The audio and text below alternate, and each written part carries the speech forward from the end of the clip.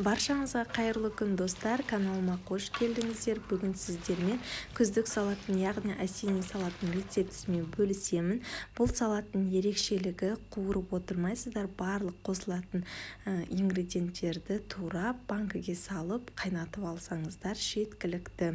Ол үшін бізге қажетті заттар: пияз, болгар бұрышы, қызанақ, орам жапырақ. Барлығын осылай жуып тазалап алдым. Және де қияр, сәбіз, ащы бұрыш және де сарымсақты да ұмытпаңыздар. Бұл жерде менде түспей қалыпты. Барлық жуып тазалап алған көкөністерімізді шетінен тураймыз. Бірінші кезекте орам жапырағымызды видеода көрсетілгендей жіңішке ұжымшалап турап аламыз.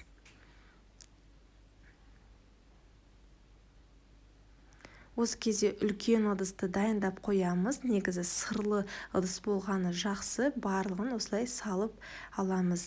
Ендігі кезекте болгар бұрыштарында осындай ұзыншалап жіңішкелеп тураймыз.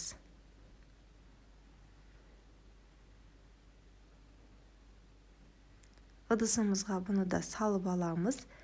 Енді қиярымызды, егерде қиярымыз үлкенірек болып жатса, ортасынан бөліп, жіңішкелеп осылай видеода көрсетілгендей тураймыз. Ал егерде кішірек болатын болса, жіңішке домалақ қылып турауға болады.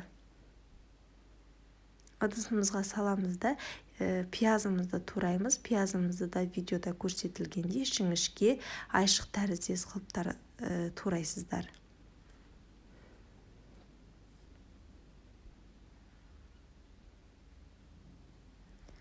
Оны да ыдысымызға салып аламыз.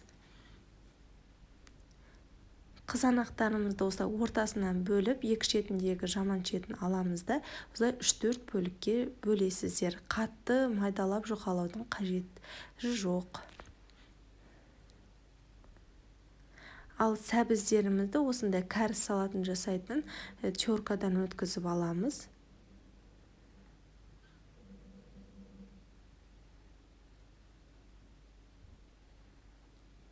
Көкөністер салынып жатқан ыдысымызға сәбізімізді де салып аламыз. Енді ащы бұрыштарымызды да осылай видеода көрсетілгендей жіңішкелеп турап шығамыз. Сарымсақтарымызды да егерде үлкенірек болып жатса, ортасынан бөліп, жіңішкелеп тураймыз.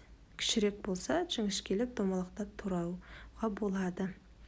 Оны да ыдысымызға салып, енді дәміне қарай тұз саламыз.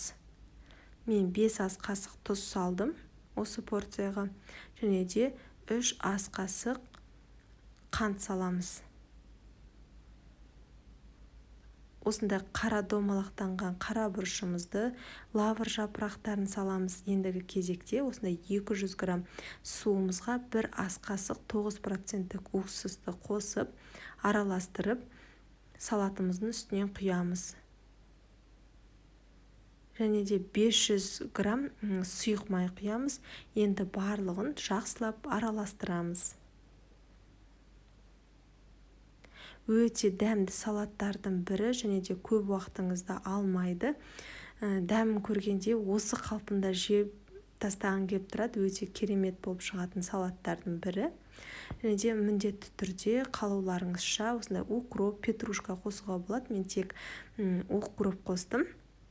Тағы да жақсылап араластырып, бетін жауып, бір жарты сағатқа қалдырып қоямыз, кішкене суы бөлінгенше. Негізінде бұндай алюминға көп қалдыруға болмайды. Сырлы ыдысқа жасағандарыңыз жақсы. Осы кезде банкаларымызды жақсылап жуып, стерильдеп аламыз. Мен осындай мантаваркада 10 минут көлемінде стерильдеп алдым.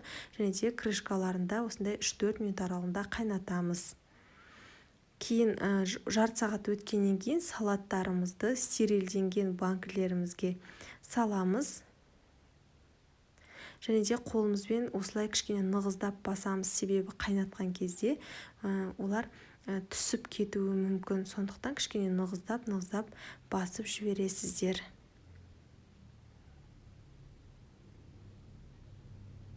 Және де достар, қазақша каналдың дамуына үлес қосып, менің каналыма тіркеліп, лайк басып, қоңырауша белгісін басып қоюды ұмытпаңыздар. Не осылай салып аламыз барлығын, және де осындай су шығатын болады. Осы суды төкпей бір ыдысқа құйып аламыз да салаттарымыздың үстінен осылай құйып шығамыз. Салаттарымыз тығыз салынғандықтан су астына кетпей тұрады. Сол үшін осындай вилканың көмегімен кішкене астына қарай осылай суларды жібереміз. Енді үлкен осындай кастрюльдің астына осындай мата қою керек, міндетті түрде мата қойып, банкілерімізді орналастырып шығамыз. 1 литрлік банкіден менде 10 банк шықты. Осы 10 банкімнің барлығы осы 40 литрлік кастрюльдің ішіне сыйды. Енді осы кастрюлімізді отқа қойып, үстінен салқын су құямыз. Банкіміздің сызығы тұр ғой, сол жерге дейін құйылу қажет. Және де банкіміздің крышкасын жаппаймыз. Үстінен осындай басып тұратындай крышка жауып, үстінен кішкене қатты нәрсемен бұлай бастырып қоямыз, қайнаған кезде жылжып кетпеу үшін. Міне осылай қайнаған уақытпен санағанда мен 40 минут қайнатып алдым. 40 минут толық осылай қайнап шығады.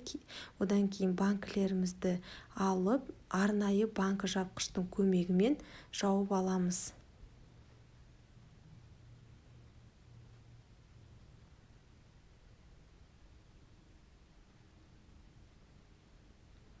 Банкімізді дұрыс жабылғандығын тексеріп, төңкеріп қоямыз да, қалың одеялмен болсын, курткамен болсын жақсылап жауып, бір түнге қалдырамыз.